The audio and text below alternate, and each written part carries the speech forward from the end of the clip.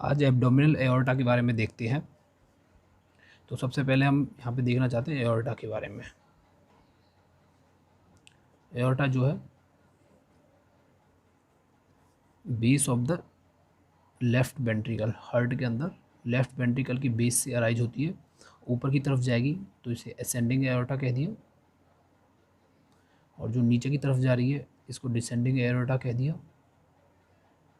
इन दोनों के बीच में जो साफ कर्व बन रहा है this is called aortic arc.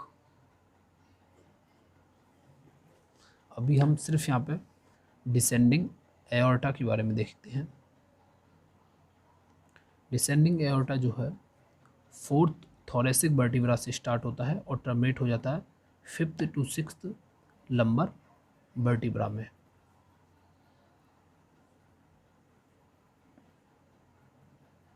जैसे कोई काव या ऑक्स है, ये इसका फ्रेनिक है, दिस इज कॉल्ड डायफ्राम, और ये थोरेसिक कैविटी, ये abdominal cavity, fourth thoracic vertebra से लेके fifth to sixth lumbar vertebra तक जो है ये डिसेंडिंग एओर्टा। डिसेंडिंग एओर्टा जो थोरेसिक कैविटी के अंदर है वो हो जाएगा थोरेसिक एओर्टा, और जो एब्डोमिनल कैविटी के अंदर है वो हो जाएगा एब्डोमिनल एओर्टा।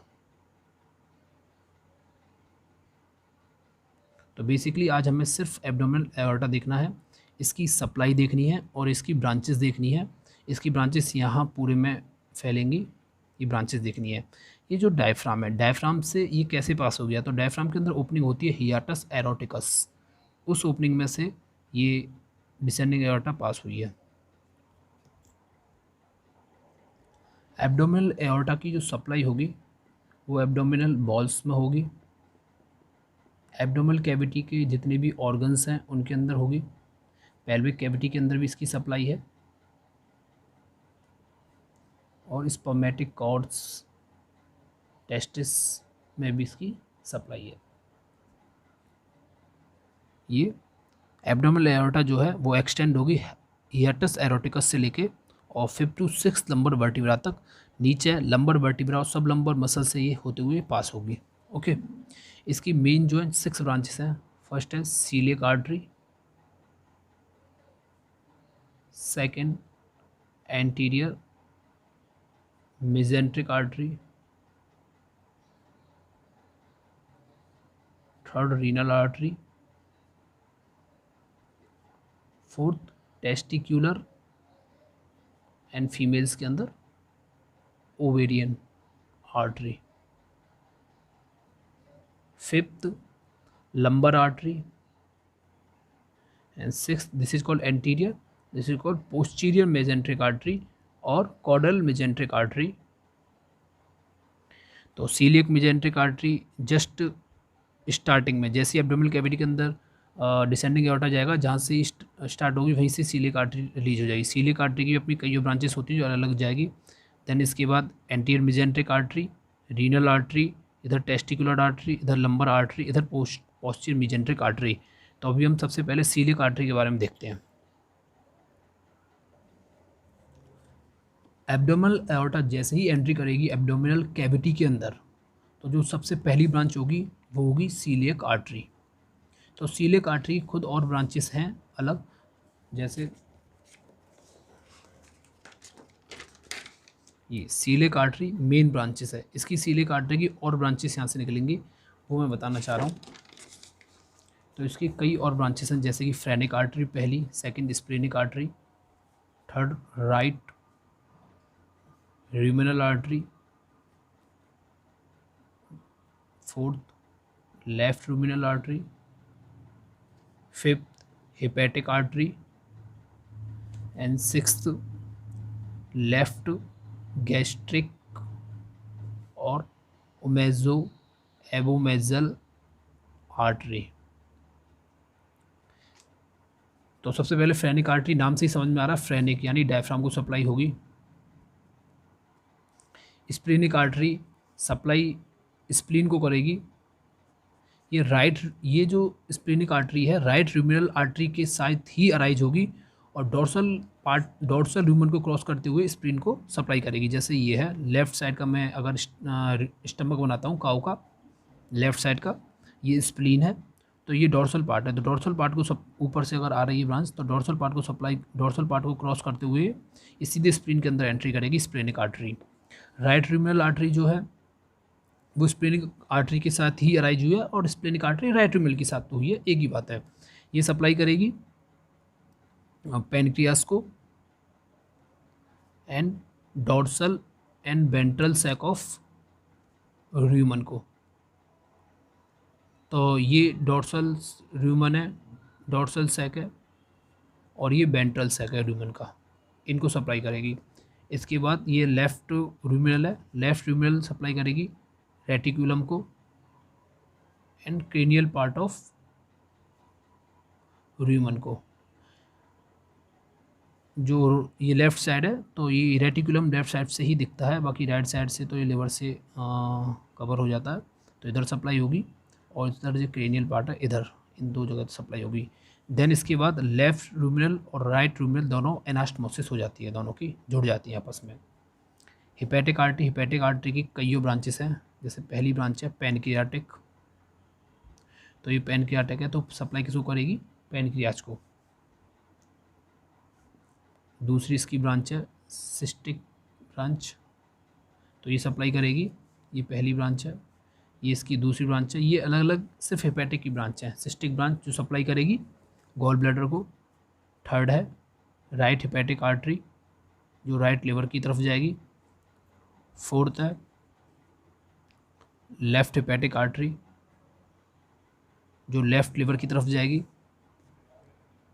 फिफ्थ है गैस्ट्रो डुओडेनल आर्टरी, इसमें से भी दो ब्रांच निकलती हैं, एक तो पैनक्रिएटो डुओडेनल और एक गैस्ट्रो एपिप्लॉइक। तो गैस्ट्रो और डुओडेनल से आप यहाँ से याद रख सकते हो, गैस्ट्रो और ये duodenal artery. Left hepatic artery से भी एक ब्रांच निकलती है, ये राइट एपिप्लॉइक। ओके, अब बची लास्ट लेफ्ट गैस्ट्रिक और ओमेजो एबोमेजल आर्टरी। नाम से पता चल रहा है ओमेजो एबोमेजल को सप्लाई करेगी। तो ये आर्टरी पहले जाएगी ओमेजम के पास। ओमेजम के पास जैसे ही पहुंचेगी वहाँ से ये एक नई आर्टरी का इसका नाम हो जाएगा लेफ्ट गैस्ट्रो एपिप्लॉइक आर्टरी। मतलब इसका नाम नया नहीं होगा, ये तो आगे निकल जाएगी सप्लाई के लिए। इसमें से एक ब्रांच निकलेगी left gastro epiploic at the omasum के लेवल पर, ठीक है। फिर ये लेफ्ट गैस्ट्रो एपिप्लॉइक जाएगी एबोमेजम के पास, ग्रेटर कर्वेचर ऑफ एबोमेजम के पास। वहाँ पे एबोमेजम को सप्लाई कर रहा होगा ये गैस्ट्रो एपिप्लॉइक, और ये भी, और लेफ्ट गैस्ट्रो एपिप्लॉइक भी यहाँ पहुँच जाएगा। और ये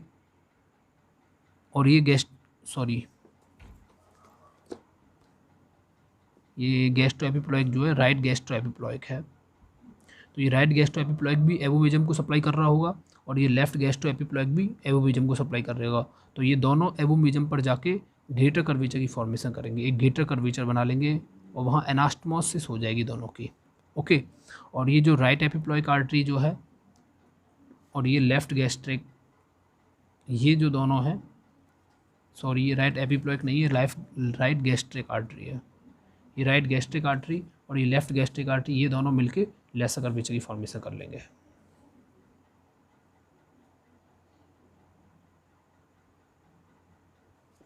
ओके, तो सिस्टिक सीलियक आर्टरी की टोटल 6 ब्रांच हैं। फ्रेनिक आर्टरी जो डायफ्राम को सप्लाई करेगी, स्प्लेनिक आर्टरी जो स्प्लीन को, right ruminal pancreas and dorsal and ventral sac of rumen को, लेफ्ट र्यूमेनल रेटिकुलम एस्केनियल part of rumen and hepatic की टोटल और 6 ब्रांच और है, सॉरी 5।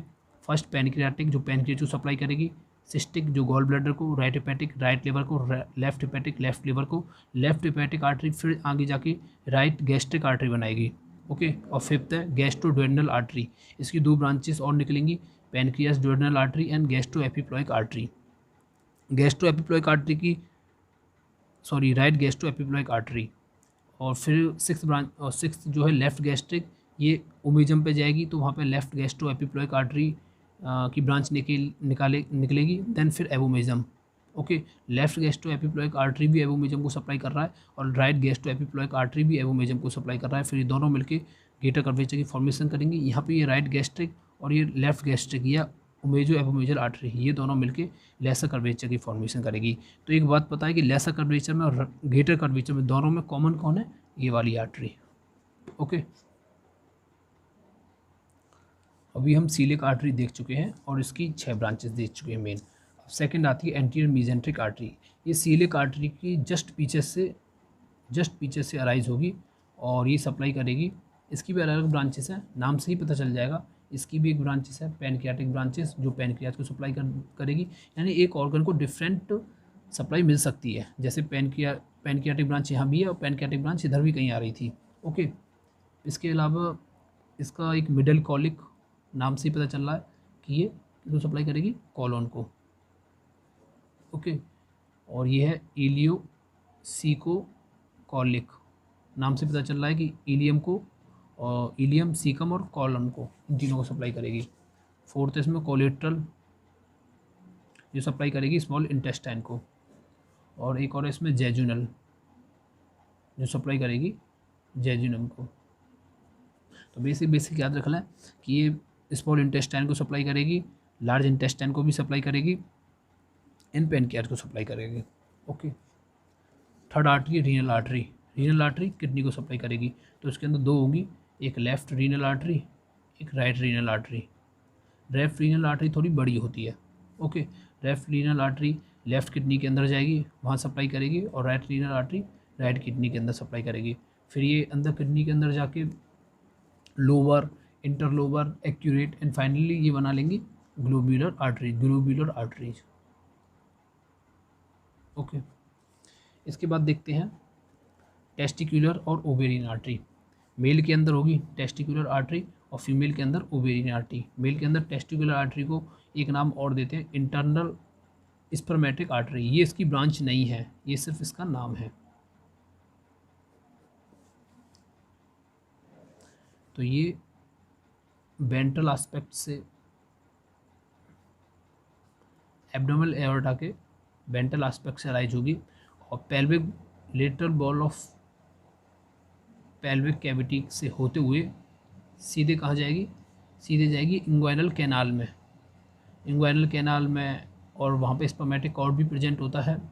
तो वहाँ जितने भी वहाँ जो भी प्रेजेंट होगा, लाइक बासा डिफरेंशिया प्रेजेंट होगा, ट्यूनिका वेजाइनलिस, एपिडर्मिस और लास्ट टेस्टिस को ये सप्लाई करेगी।